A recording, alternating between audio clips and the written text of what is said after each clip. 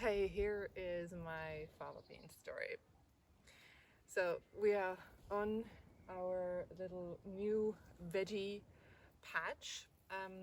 We made these garden beds last year, just before leaving the land.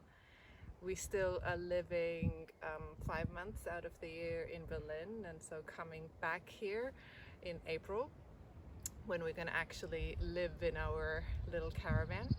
Anyway, so we prepared these garden beds in our following our permaculture principles, which is we were doing a no dig method. We were not disturbing the soil food web and all the bacteria and all the microbes in the soil, so we were building the soil up using this lasagna method. And our permaculture teacher suggested that, once you've done that, just throw some fava beans in there. Fava beans are really great to help to build a good soil. They are something what's called the nitrogen fixing plant. So they bring the nitrogen from the atmosphere and store it in the soil. And again, that's going to help all of those helpers in the soil to create better conditions, right, for plants to grow. And so we had different layers of like compost and some green matter, and then topped it up with a thick layer of wood chips. We would then leave these beds over the winter. So then everything that we've kind of gathered in that lasagna method gets to decompose, and when we come back, there's soil there that we can plant into. And so we threw the fava beans in there as well, as our permaculture teacher suggested. Well, through, I mean, we just planted them in there. I think we soaked them before and then we planted them in there.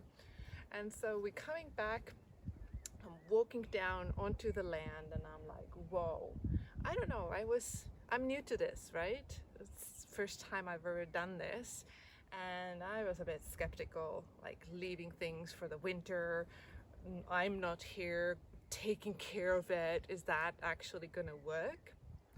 Big lesson for me here. It did. I didn't grow these beans, right? I didn't grow. They're huge. They're humongous. Like they're waist high. Um, and yeah, was. What we did is we created the conditions. I didn't grow them. There's, sunshine and water and all of those healthy ingredients in the soil. Life is what grew them, but I made the conditions. Our soil here is not great, so that's why we using many of these different methods to build up soil. Not fertilizer, many of really kind of cheap and effective methods to create good conditions for then whatever we want to grow, for them to abundantly do so. And so here you go. Um, big lesson for me, these associations that I often make between the outer ecology and the inner ecology. Like these are incredible plants. First of all, we can eat fava beans, right? So we can wait for some of them to grow the beans. They're like these broad beans, really nutritious protein source. Most of them we are actually going to just chop because we don't need this many fava beans, and we actually made those beds to grow all sorts of other stuff. So what cover crop is used for often is, just to help build the soil, bring the nitrogen into the soil, and then you cut them. You leave the roots in, that again will decompose and will be really beneficial for the soil health. And then the leafy green parts we can then compost, and that again eventually becomes the soil. It's also like full of life here. There's bees buzzing here all the time. The flowers are edible, so we've used them in our salad. So abundance. What did I do? Nothing. I mean, as I said, I created the conditions, but out of that, abundance grew. And so, yeah, here I am, sitting amongst my beans and contemplating. Yeah, not so much of like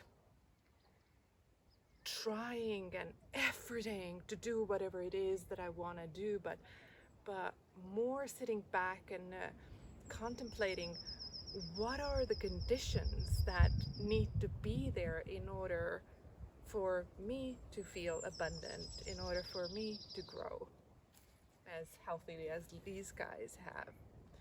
So yeah, that's my little fava bean moment that I wanted to share with you.